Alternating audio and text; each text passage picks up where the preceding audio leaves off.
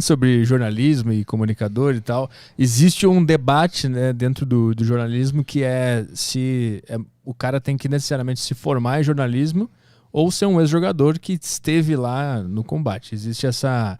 Eu já ouvi algumas discussões, que eu escuto bastante rádio esportivo lá do Sul, principalmente, os caras discutem bastante, assim, se o cara pode simplesmente deixar de ser um jogador e virar comentarista, assim, sem mais nem menos. Eu sempre achei que eu vou confiar mais no cara que já jogou do que um cara que se formou em jornalismo, simplesmente está falando sobre coisa que ele nunca viveu, né? Qual é a tua visão sobre isso? Eu já, por exemplo, eu sou a que eu falava que eu era a Maria do Café, né? Porque eu não fiz jornalismo e também não fui jogador. Uhum. Nesse nível aí, que a gente fala de ex-jogador que comenta, né? A gente vai falar, sei lá, de Pedrinho, de Djalminha, de Alex, vai falar desses craques aí, né? E eu joguei, joguei futsal. Então eu não me considero um ex-jogador. Uhum. E não sou jornalista porque eu não me formei em jornalismo. Então eu sou a mulher que serve o café nessa história toda. E eu acho que para comentar o jogo, eu acho que não precisa do jornalismo.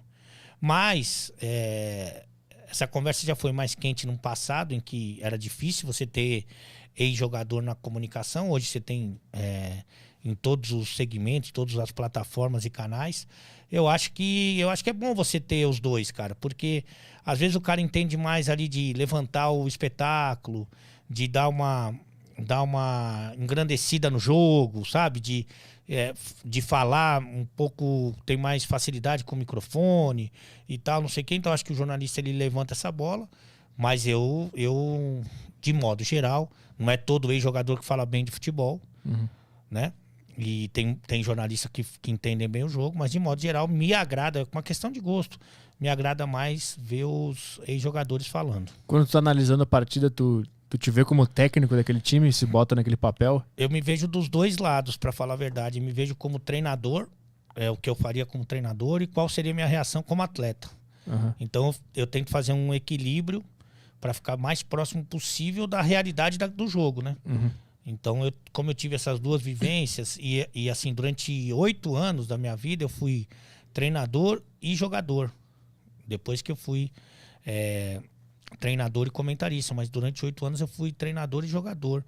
Então, assim, eu conseguia entender os dois lados. Uhum. E aí, essa vivência que eu tento levar e um pouco de sensibilidade, assim, e bastante alegria, né? Que o pessoal chama carinhosamente de palhaço. Mas eu tento levar isso no comentarismo esportivo, né? Como é que tu conseguiu inserir esse estilo de comentar? Porque o comentário sempre foi muito quadrado, né? Muito sério, como se o cara estivesse falando sobre uma situação super séria. E tu vem com uma veia muito mais descontraída. Tu sofreu resistência para emplacar esse estilo? Como é que foi a evolução disso? Eu acho que resistência eu sofro até hoje, para falar a verdade. E muito forte.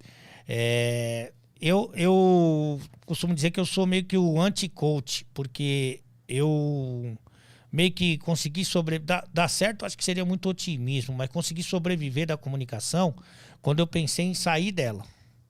Porque quando eu comecei a fazer os jogos de futebol de campo, né, lá na ESPN, o que eu pensava assim? Eu ganhava por jogo, né? Cada jogo que eu fazia, eu ganhava um pagode ali.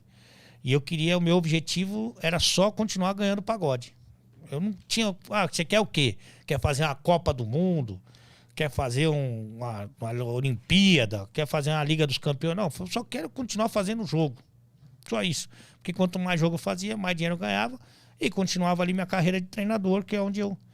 Aí o que eu fazia? Eu olhava quem eram as referências do canal lá da ESPN.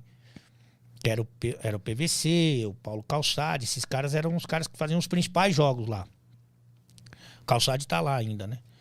O PVC tá no Sport TV. Aí eu olhava esses caras e tentava imitar o estilo deles. Que era bastante estudo, bastante número, bastante estatística, sabe? Tudo bem diferente do meu estilo. E saía uma bosta, porque eles são bons fazendo do jeito dele. E eu sou ruim fazendo do jeito deles. E aí teve um dia lá que eu tava... sem querer, tava vendo um VT do jogo meu, né? Tipo, tava passando de novo. E eu tava passando o canal. Aí botei lá, daí falei, nossa, como é chato isso, cara. O jogo já era horroroso. E eu ainda tentando ser outra pessoa, era pior ainda. Aí eu falei, quer saber, eu vou eu vou parar com isso aí. Mas não podia pedir demissão, porque eu não era contratado. Chegou assim, ó, quero minhas contas. Aí o cara falou, irmão, você nem contratado você é. Você quer pedir as contas da onde? Você nem trabalha aqui, só. Se tiver jogo, nós te chama. Então não podia nem pedir as contas, né? Que é meio humilhante. Mas eu falei, eu vou fazer do meu jeito, que é o jeito que eu fazia nos treinos, que eu fazia no bar, que eu fazia quando eu jogava bola, no rachão. E vou fazer do meu jeito. Os caras vão olhar aquilo, ainda mais na ESPN, vão olhar aquilo e falar, o que esse maluco tá fazendo? Não chama mais ele pra nenhum jogo. E eu vou seguir minha vida como treinador. E comecei a fazer assim. Teve uma mudança de direção lá, de comando na ESPN. Mudou um pouco a mentalidade. E aí os caras começaram a olhar pra mim com um pouquinho mais de cuidado. Eu fui ganhando minutos, mais jogos. Aí me botaram num programa, que daí que você já fica mais... se sente mais incluído ali naquele esquema ali. E eu comecei por esse caminho, comecei a ganhar confiança. E na verdade foi quando eu pensei em desistir e virar eu, que eu falei, aí ninguém vai querer eu. Uhum. E aí que a coisa começou a andar. Tu ficou livre pra fazer o que tu quisesse e mas deu assim, certo. falar, eu não, sem nenhum tipo de pretensão. Só tava esperando, tava com a bunda na janela esperando alguém me dar um pé. Uhum. E alguém foi lá e fez um carinho. Aí fiquei de cu duro e fiquei.